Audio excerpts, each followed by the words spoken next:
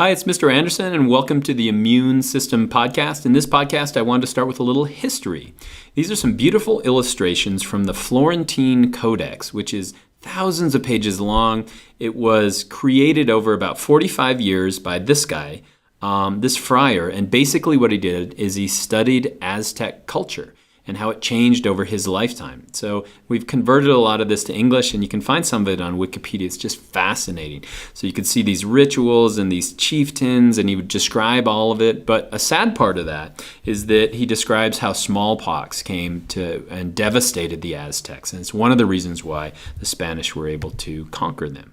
And so they didn't have immunity to it, and that's what this is about. So basically what happens with any kind of an infection, a viral infection like this, is you have a virus, and that virus is essentially going to gain entry inside your cells. It's going to use the machinery of your cell to make copies of itself, and more copies of itself, and more copies of itself. And eventually, it's going to destroy the cell, and it's going to spread off to infect other cells. And so that seems awful. In other words, when you get a cold, what's happening is that your cells are making viruses, which are spreading to more cells. And if it weren't for our immune system, we would be devastated by all the viruses that are around us. And so we have to have protection. And so I like the analogy of a castle. A castle needs protection as well. And so if you're building a castle, you have to think about a few ways to defend yourself. First of all, you have to defend yourself from the outside. So it's good to have a moat.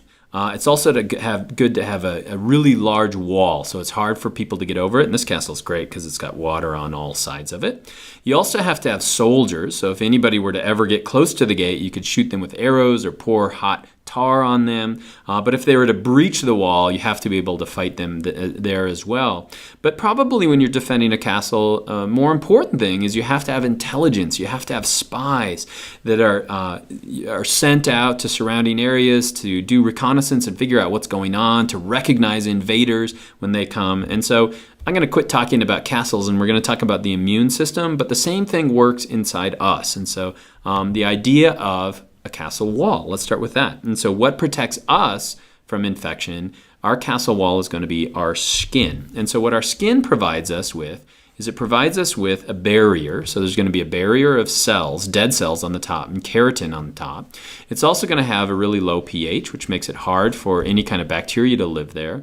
And we're also going to have chemicals on the surface of our skin that are going to disrupt certain viruses, and also we're going to have bacteria that crowd out our skin, and so it makes it hard for other bacteria to gain entry. We're going to have what are called normal flora that just live on our skin.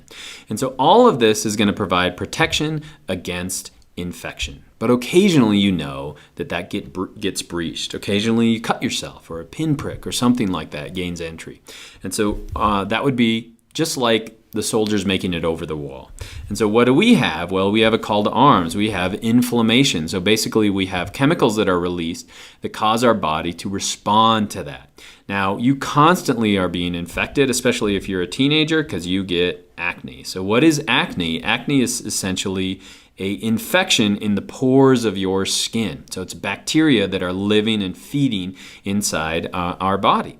And so how do we fight that? Well, we'll plug it up for one thing, but we have swelling. So we're going to increase the heat, but basically we're going to send soldiers in there. And those soldiers are the macrophages. Those are going to be the eaters, or the big eaters. And what they're going to do is they're going to find anything that's not part of our body, and they're going to eat it. So any invader is called an antigen. And so basically what a macrophage will do is it'll notice that this is not part of our body. It'll grab onto it. It'll take it into the macrophage. It'll secrete lysosomes and enzymes into it, which break it up. It'll lots of times present that on its surface, but eventually gets rid of it. And so this is an actual picture of a macrophage, and you can see it's grabbing, I don't know if it's viruses or bacteria on either side. And so that's great. But the one thing about it is that it attacks anything that's not us. In other words, if you get a heart implant from someone else, or you get a heart transplant, those macrophages are going to attack it as well. It's going to kill that. And so we also have what's called a specific immune response. Specific immune response is more like the spies. And so basically, here's an antigen again. An antigen is going to have specific proteins on its surface. But to fight that, we use what are called antibodies. And so the name antigen means an antibody generator. In other words, it generates the formation of antibodies. So what are antibodies? Antibodies are going to be proteins produced by our body. And basically, they all look the same. They're this Y kind of a shape. So they're a Y shape like this. We produce almost an infinite number and an infinite variety of them. But at the top of the Y, you're going to have different shapes. In other words, you're going to have a shape that looks like this, but you're also going to have an equal shape that might look like this. And you're going to have an equal shape that might look like this. And so we're going to have all of these different shapes at the top, but we're only going to produce the shape for the one thing that we're infected by. So basically, the antibody will dock to the antigen.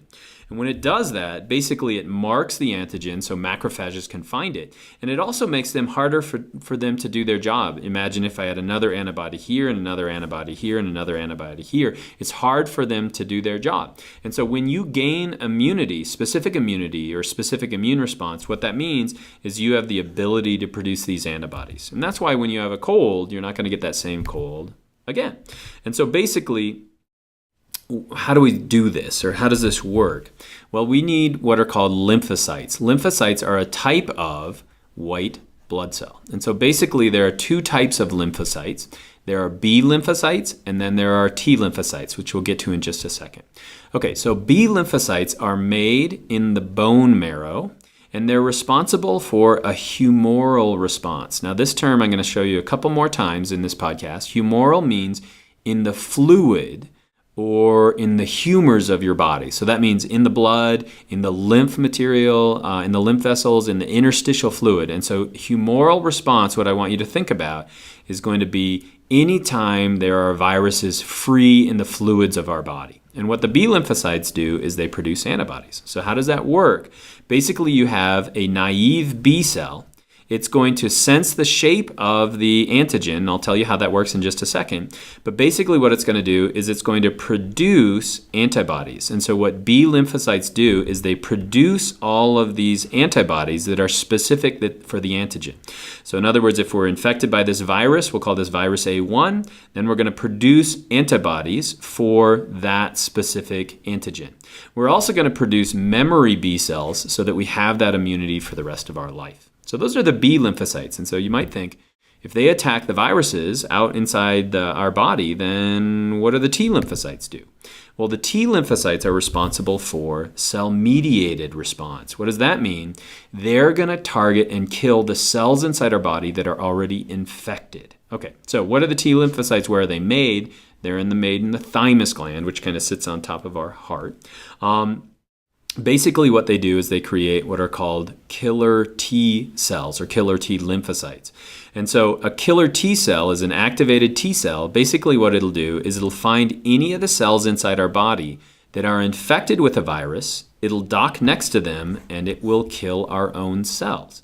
And so it's going to kill any of the cells inside our body that are infected by the virus, or even cancerous cells, it's going to kill them. And so it's made in the thymus, and it produces cell death inside us. And so the T lymphocytes are responsible for the cell-mediated, killing cells inside our cells that are infected. B lymphocytes are going to be in the humors of our body. And so if I were to summarize this a little bit, this would be the humoral response up here. So what type of cells are responsible for that? Those are going to be the B cells. And here's the cell-mediated down here. Those are going to be the killer T cells.